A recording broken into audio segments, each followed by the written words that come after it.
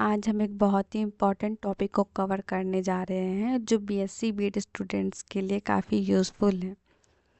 वो है एम्ब्रयो और डिफरेंस बिटवीन मोनोकॉट और डाइकॉट एम्ब्रयो के बारे में। अगर आपको प्लांट बायोलॉजी का बेसिक कॉन्सेप्ट क्लियर करना है तो ये वीडियो एम्ब्रयो से रिलेटेड बहुत ही इम्पोर्टेंट है, तो वीडियो में लास्ट तक ज़रूर बने रहें। सबसे पहले देखते हैं एम्ब्रयो इन प्लांट्स। एम्ब्रयो होता क्या है? An embryo is the younger multicellular organism before it emerges from the seed formed after fertilization of the egg cell. Contains rudimentary organs, plumule, shoot, radicle, root, cotyledons and seed leaves. सबसे पहले बात करते हैं embryo क्या होता है उसके बारे में। एम्ब्रयो एक यंग डेवलपिंग ऑर्गेनिज्म होता है जो सीड के अंदर डेवलप करता है, यानी बीज के अंदर एक छोटा सा प्लांट होता है जिसमें हम उसको एम्ब्रयो से डिनोट करते हैं और एम्ब्रयो कहते हैं। ये एम्ब्रयो बनता है फर्टिलाइजेशन के बाद, जब मेल गैमेट पॉलन और फीमेल गैमेट एक का फ्यूज़न होता है। जैसे मेल और फीमेल गैमेट ह्यूमंस में फ्यूज़ करके एम्ब्रयो बनाते हैं ना, वहाँ यहाँ भी सेम चीज़ है।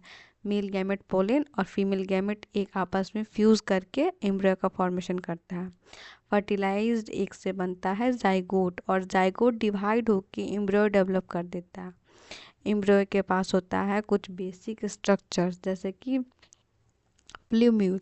प्ल्यूम्यूल जो सूट बनाता है उसको हम प्ल्यूम्यूल कहते हैं, और रेडिकल जो रूट बनाता है उसको हम रेडिकल कहते हैं, और कॉटिल्यूडन जिनमें हम सीड लीव्स कहते हैं, ये न्यूट्रिशन प्रोवाइड करता है। Next, basic parts of plant embryo. Embryo के पार्ट्स को थोड़ा डिटेल में हम समझते हैं। सबसे पहले रेडिकल की बात करते हैं। Radicle develops into the root, plumule develops into the shoot, cotyledons provide nutrition, hypocotyl and epicotyl stem regions below and above the cotyledons। Radicle ये पार्टिसिपेट नीचे की तरफ होता है और बाद में रूट में डेवलप होता है।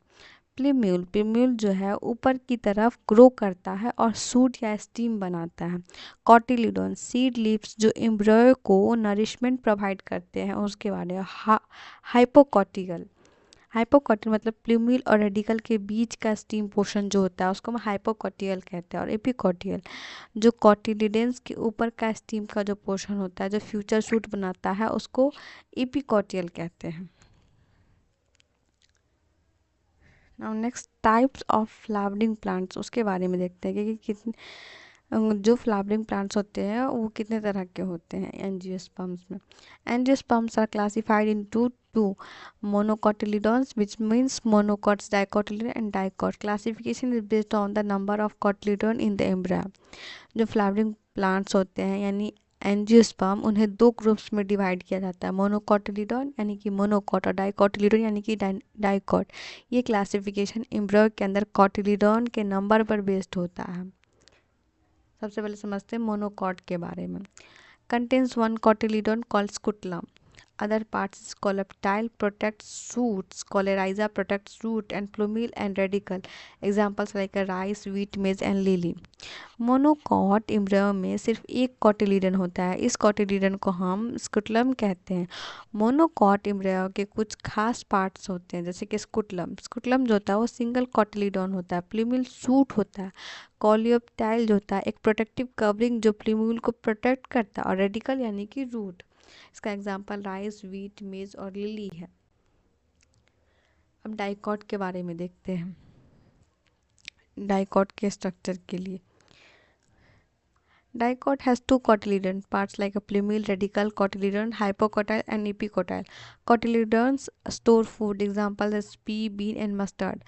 dicot embryo में दो cotyledon होते हैं, ये cotyledons ज़्यादा थिक होते हैं क्योंकि ये फूड स्टोर करते हैं।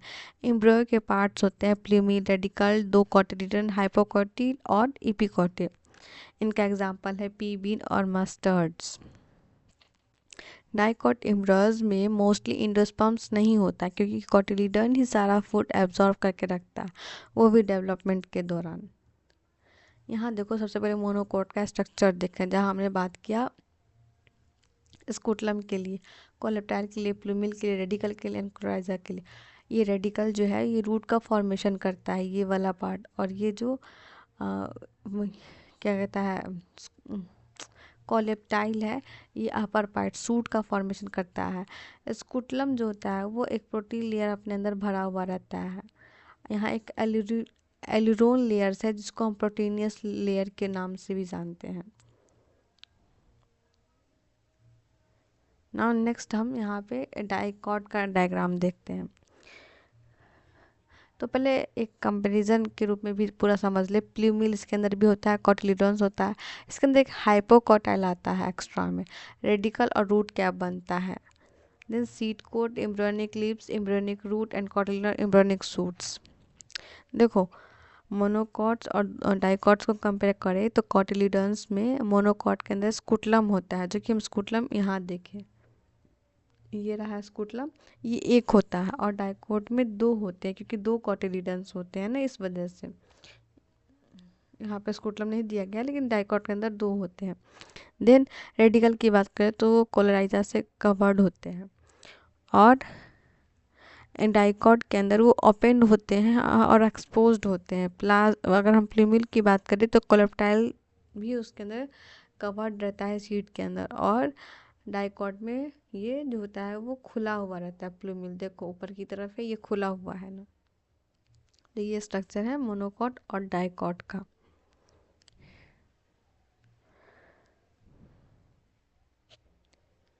Major differences explain: monocots fast germination, rely on endosperm. Dicots cotyledon absorb endosperm, become thick. Embryonic development varies per seed type. अगर हम सिंपल लैंग्वेज में कहें तो मोनोकॉट्स में फास्ट जर्मिनेशन होता है, न्यूट्रिशन मोस्टली इंडोस्पर्म से मिलता है। वही डाइकोट्स में कॉटिलीडोन्स ही इंडोस्पर्म को एब्जॉर्ब करके फूड स्टोर कर लेता है। तो ये एम्ब्रियो का स्ट्रक्चर प्लांट के जर्मिनेशन और ग्रोथ प्रोसेस के लिए डीपली इन्फ्लुएंस करता है। नाउ एम्ब्रियो डिफरेंसेस, एम्ब्रियो का क्या डिफरेंसेस है उसके बारे में हम यहाँ पे देख रहे हैं। Helps in plant classification, important for plant breeding and seed technology, useful in understanding evolution and genetics. Embryo का डिफरेंसेस होता है वो प्लांट्स के क्लासिफिकेशन को भी डिस्क्राइब करता है, साथ ही ब्रीडिंग और सीड टेक्नोलॉजी के बारे में भी बताता है।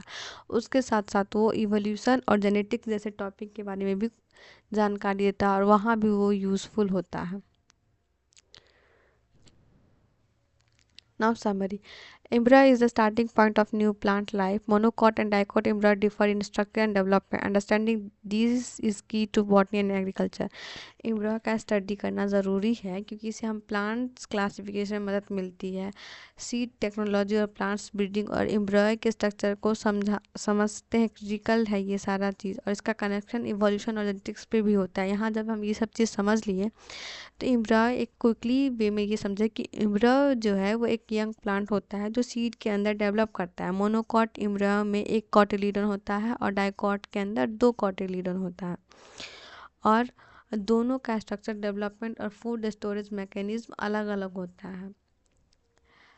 तो दोस्तों अगर आपको ये वीडियो इन्फॉर्मेटिव लगा हो तो प्लीज़ लाइक करें, शेयर करें और सब्सक्राइब ज़रूर करें। कमेंट करके बताएं कि आप नेक्स्ट टॉपिक कौन सा देखना चाहेंगे। मिलते हैं नेक्स्ट वीडियो में एक नए कॉन्सेप्ट के साथ। तब तक के लिए keep learning and keep enjoying. Thank you so much.